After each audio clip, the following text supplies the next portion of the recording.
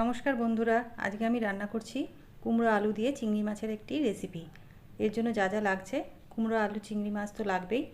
মশলাটা আমি তৈরি করে নিচ্ছি। এখানে দিয়ে দিয়েছি 1.5 চামচ গোটা জিরে, কয়েকটা গোলমরিচ, 2টো তেজপাতা ও হাফ চামচ রাঁধুনি। এটাকে ভালো করে কড়াইয়ের মধ্যে, শুকনো কড়াইয়ের মধ্যে ভেজে নেব। তারপরে এটাকে একটা পেস্ট করে রেখে নেব। এখানে আমি 250 চিংড়ি মাছ নিয়ে নিয়েছি। চিংড়ি মাছে নুন হলুদ মাখিয়ে সাঁতলে নেব, খুব কড়া করে ভাজবো না। এরপরে কড়াইতে 4 চামচ সর্ষের তেল গরম করে কালো জিরে ও রাঁধুনি ফোড়ন দিয়ে আলু ভেজে নেব।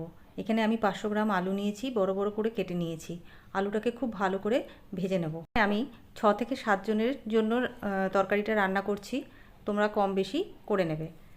আলুটা আমার ভাজা হয়ে গেছে, দেখছো লাল লাল করে ভেজে নিয়েছি। এবার এটাকে আমি তুলে রেখে নিচ্ছি।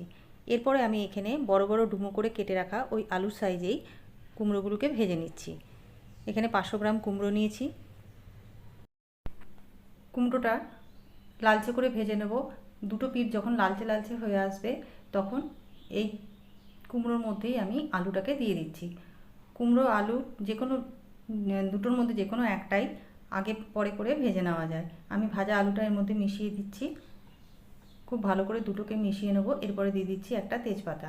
এরপরে যেই শুকনো কড়াইতে ভেজে রেখেছিলাম যেই মশলাটা, সেটার পেস্ট করে নিয়েছি, সেটাকে আমি দিয়ে দিলাম 1 চামচ হলুদ, সামান্য রঙের জন্য লঙ্কার গুঁড়ো আর বাটি ধোয়া জল। এরপরে আমি আলু আর কুমড়োটাকে এই মশলা দিয়ে খুব ভালো করে কষিয়ে নিচ্ছি।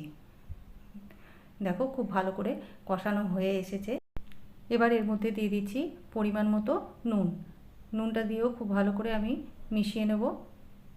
খুব ভালো সুন্দর করে কষিয়ে নিয়ে এর মধ্যে যখন মশলাটা থেকে তেল ছেড়ে আসবে, তারপরে দিয়ে দেবো চিংড়ি মাছটা, ভেজে রাখা চিংড়ি মাছটা।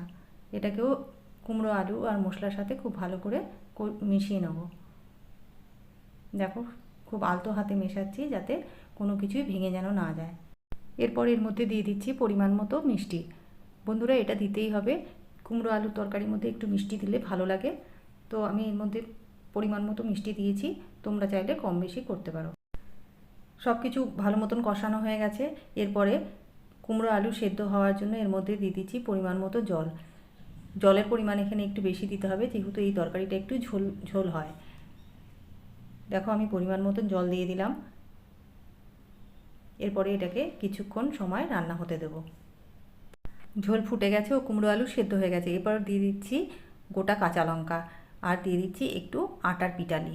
এরপর কিছুক্ষণ ফুটিয়ে নিলেই তৈরি হয়ে যাবে আমাদের খুব সুস্বাদু কুমড়ো আলু চিংড়ি দিয়ে তরকারি।